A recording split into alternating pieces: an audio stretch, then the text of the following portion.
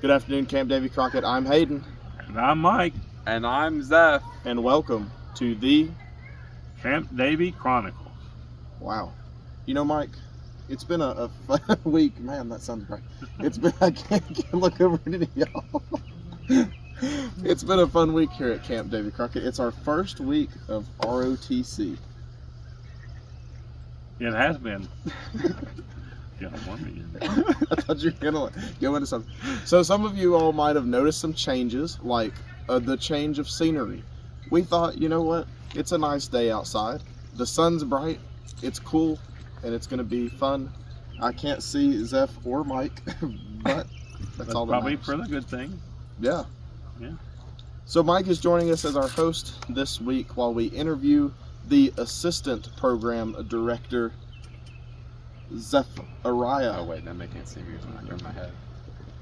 Hi, my name is Zephariah. Wait, that's not my actual name. Yeah, and I'm the assistant program director at Camp Davy Crockett. I'm very nervous to be interviewed on the podcast. Never been here before. You can tell. Yeah. Yeah, it doesn't matter. It's up to you. All right. Well, I'll let you go.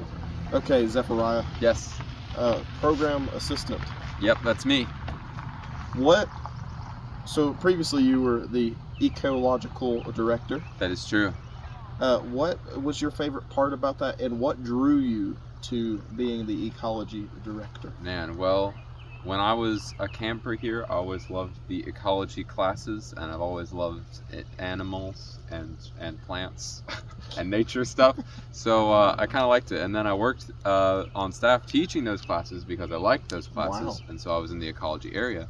And then when I became a director, well, first I was a Scoutcraft director, but that was just a stepping stone. And then I got to be the ecology director, what I really wanted to be. And then now I'm here as the assistant program director, which is like, Wow. Still pretending to be the ecology director. kind of, yeah. Well, we don't have an eco director, which in the last episode we said that we didn't have one, and then I put on the pinned comment that we did, but then it turned out we didn't. Sad. So, yeah. So I'm kind of still the ecology director. Yeah. Has anyone ever told you that you might want to move on Move on what? to being the ecology director? Move on from? Yeah. I mean, I tried. Yeah. Okay. I would have loved to stay, which I am. So. Yeah. You got to do what you love. You Yeah. got to do what you love. That's for sure. Speaking of which, we moved the ecology room this week. Oh yeah. Which Too was- bad you're not the interviewee, or Yeah. you're the interviewee. Yeah. You don't I'm know just- anything. Well, I know that because I did it. I'm just Oh, saying. okay. I'm letting them know. Right. It's an update. It was a big undertaking. Yeah. We will update later on in the episode. Yeah. Okay. All right. Sounds good. So, moving from that, just got an interesting thing here. What has been your most embarrassing moment while working here at the old Camp Davy Crockett? This week specifically? Oh, your whole career. Well, it might have been this week specifically. You might want to restate your question. I might because there was a noise that happened, an engine noise of an army cart. Okay. The army is here. Yeah. All right. So, Zeph, what is your most embarrassing moment while you've been here? Well, there was a particularly embarrassing moment that occurred 2 days ago here at Camp Davy Crockett when I was driving my golf cart, as one does when one is the assistant program director, and here comes another engine-driven vehicle.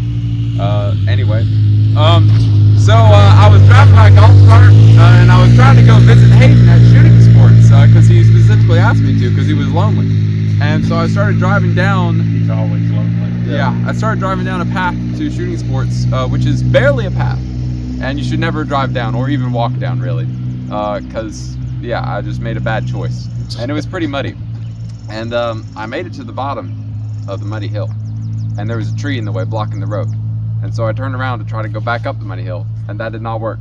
Wow. And so I got the rental golf cart stuck in the mud, and Jerry had to tow me out. And then we washed it off, and it's fine. But it's not stuck anymore. It's not. right here. It's right Right. there. Well, yeah.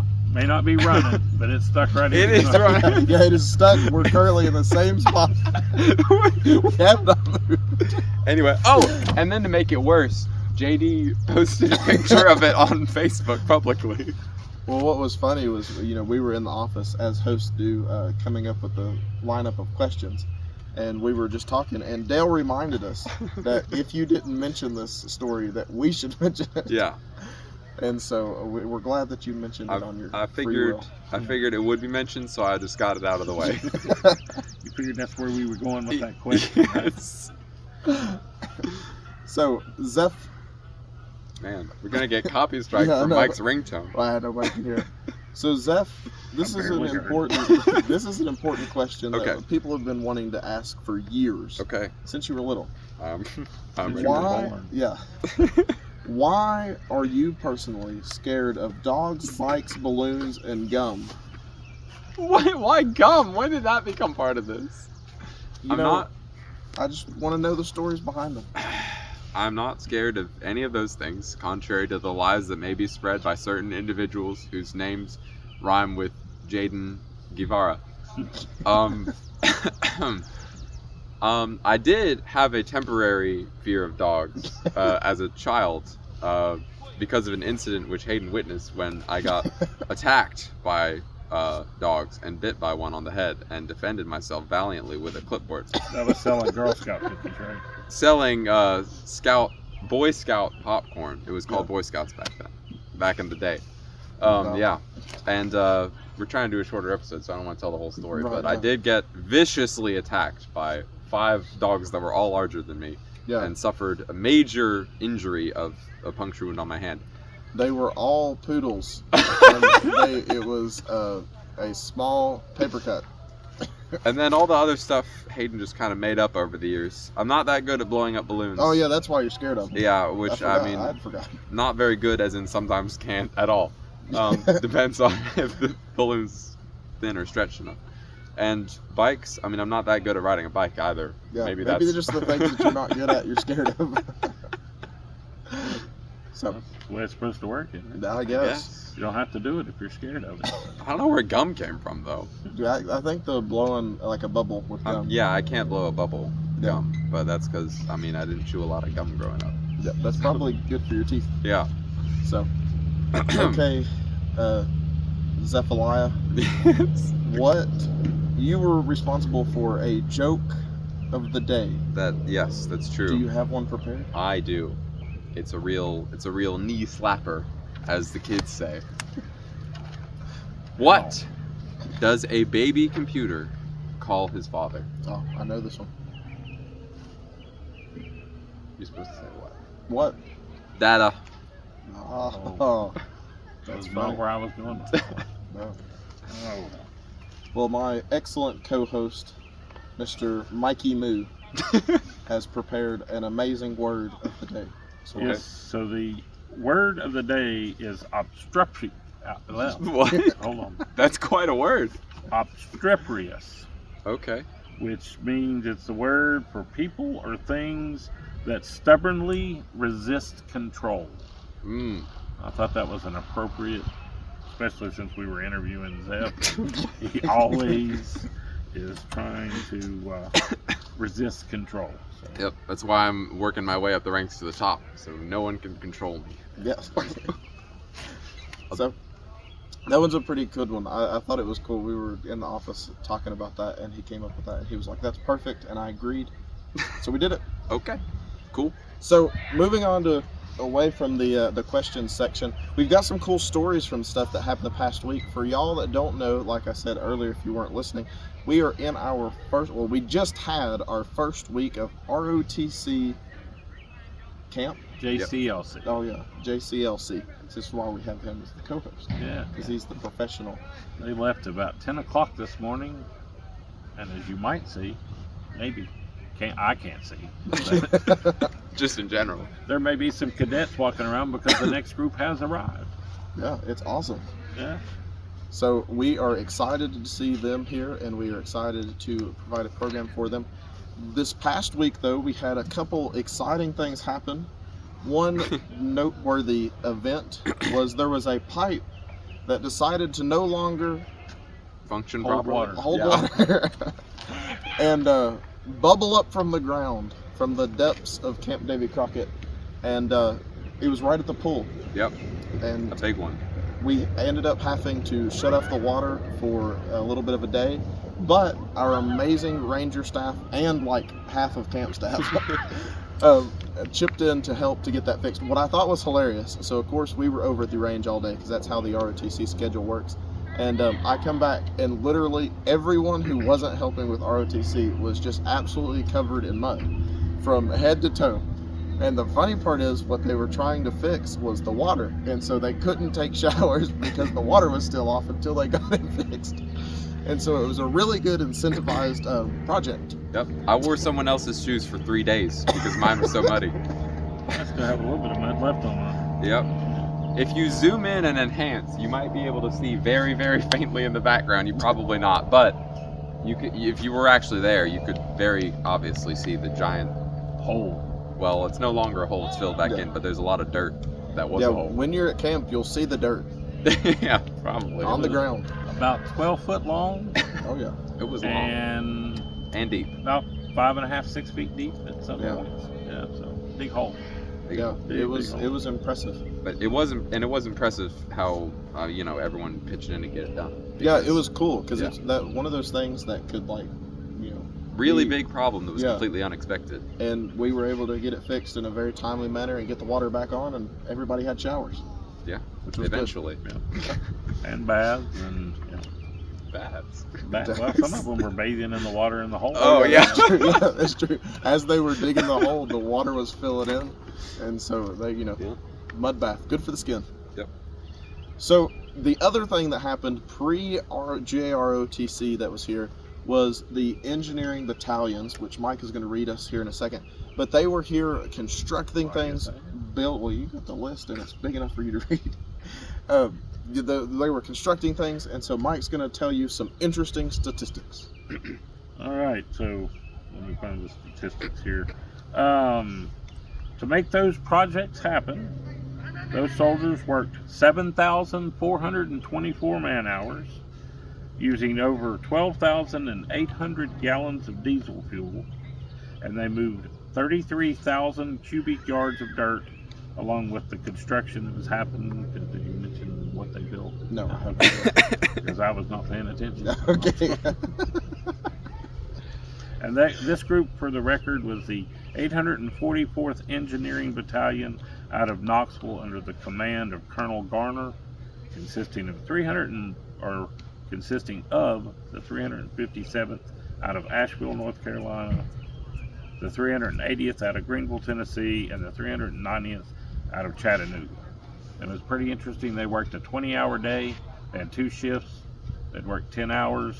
The other shift, they'd take a break. They would go to bed. The other group would get up, and while they were transitioning, they would eat their meals and work on any equipment that needed to be worked on and start it all over again. So it made for a very, very large amount of work that was done in the 2 weeks that they were here. So it was, Yeah, there was Bravo. a little over 250 personnel here, and they had everything, like literally everything, to make a small town. A gas station, basically, a mechanic shop, a sleeping area, center. a communication center. Literally it was really cool to get to see. And you were talking about the projects they were working on, Mike. What were some projects that they worked on? Some of the projects, they built a new shower house. It's not quite complete. It's about 85% complete. But we've got a new shower house down here with 7 stalls, very similar to the next to the newest shower house that's up here in the corner of the field. That's Oaks. Oaks shower house, that's correct. And then they basically gutted the inside of our old dining hall and have converted it into the STEM center for our lovely new ecology rooms that he's been moving this week. And the big 33,000 cubic yards of dirt is at the front gate when you come in, as we're building some new shooting bays, rifle range area there to use for some other activities that happen here at camp. So a lot going on. Did I cover everything? Yeah. Yeah, a lot of stuff happening, a lot of people here, a lot of stuff working on it. What I personally think was cool was camp was originally built not by the exact same groups, but engineering battalions came in and built the old, what is considered now the old dining hall, which would have been at the time the new dining hall. And tell me if I'm wrong. The health lodge, and there was one other building, I think. But it was cool to have them back on camp, actually getting to work on stuff that they had previously built at the cook's cabin, is what it was, in the cook's cabin. And so getting to see them here, getting to see them having fun and learning stuff, for their training was an awesome experience. And it exposed them to scouting. They're like, a lot of them really got excited at what's going on here at camp. And their normal 2-week summer camp, they go and pretend to do stuff. And this time they actually got to really do what it is they do. And we had the funniest story I think I heard was in the STEM center and around that area, and over on the shower house they had a doctor who's part of the group, and she's like a really good bricklayer. So it was really neat. You wouldn't think your doctor's out laying bricks on buildings at camp, but it happened. She did very good. One of the best bricklayers that we've seen. So she's very good at what she did. Yeah. So with that, I know that this is a shorter episode. We've had some problems. I can't go home, and so I can't edit longer episodes of podcasts. But that's all right. We got joined by Mike and our very special guest, Zephariah Wells? Wells. Well, I was going to say your last name. Oh, well, that's it. Zephariah Wells. So, are there any last-minute comments? Do you have some words of wisdom?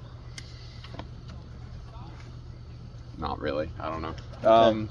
Camp. Don't get your golf cart stuck in the Yeah, wall. that's my words of wisdom. Is never, ever, just the trail between the parking lot and the shooting sports ranges doesn't exist. Well, just the one next to staff camp. That's directly beside staff camp. Yeah. The other one does. Well, that's not in the parking lot. Oh, that's close. There's only one that comes off the parking lot. That one doesn't exist. Don't even look at it. Yep. It's not there. Well, a short thought of the day for a short episode is don't lay in freshly cut grass if you don't want to itch. Also words of Sure. wisdom. Bye. Bye. It's a great day to be a scout at Camp Davy Fun. Bye.